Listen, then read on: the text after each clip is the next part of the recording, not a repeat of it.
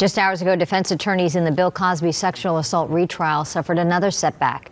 The judge won't allow jurors to hear deposition testimony from a confidant of Cosby's main accuser, Andrea Constant. The defense was hoping to refute her claims that she was unaware the comedian was attracted to her. Closing arguments in the retrial could start as early as tomorrow. Joining us now, civil rights and criminal defense attorney Brian Claypool. Brian, thanks for coming. Good morning. On. Sure, thanks for having me. You say it's a big game changer in the retrial, the defense decision to focus on the multi-million-dollar payment to Ms. Constant in the civil case. Why? Well, in the first trial, there was no evidence of the $3.3 million settlement. In this case, there was. And I guarantee you that a lot of those jurors back there, when they're deliberating, are going to be thinking that that evidence is a consciousness of guilt. And another thing is, there was only $130,000 paid recently to Stormy Daniels for hush money. And I'm sure that a lot of the jurors back there know about that as well. And when you compare $130,000 to $3.3 million, that's going to be a daunting task for Cosby's lawyers to overcome. Because you're going to think it's worse. Absolutely. Look, why would you pay $3.3 million if you didn't do anything wrong? That's a no-brainer. That's not a nuisance payment. No, exactly. That's not a nominal payment to shut somebody up. That says to somebody, look, I probably did do something wrong. And that dovetails Cosby, apologizing to Constant's mom. Say, sorry for what I did, I'm kind of crazy. And you combine those two facts together, and he's looking at a possible conviction. How do you anticipate that jurors will weigh Cosby's admission about giving Constant Benadryl? And what you just mentioned there is the apology to her mother, but the Benadryl thing he admitted to. That's a real problem for Cosby because his lawyers engaged in what I think are inconsistencies. They tried to do too much in this trial. I would have kept this more simple. I think they were kind of desperate. And what I mean by that is, on one hand, remember what they said? Oh, this was a romantic relationship. This was just not an aberration. That Constant liked Cosby, it's romantic and consensual.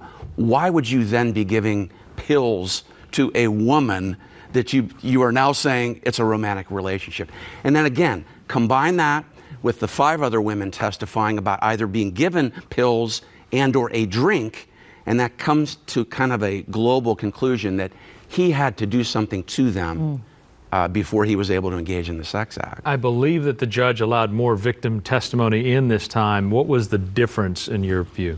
Yeah, there are power in numbers in sexual assault cases. I've handled sexual assault cases, and usually they're he said, she said. And if you don't have an eyewitness or you don't have any physical evidence to corroborate it, then they're hard cases to prove, especially in the criminal court.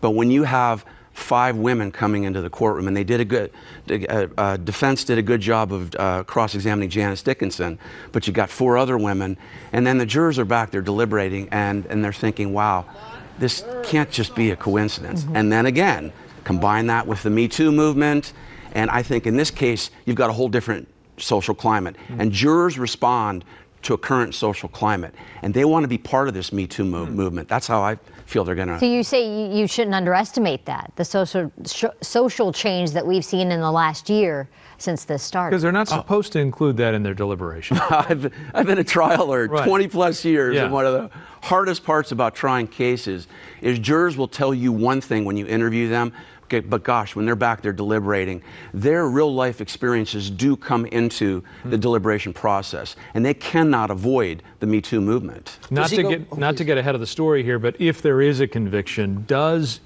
Bill Cosby's age play into the penalty phase? I think it will be a mitigating factor in the penalty phase, and he might get less years, and he might be sentenced to a comfortable place to serve the sentence.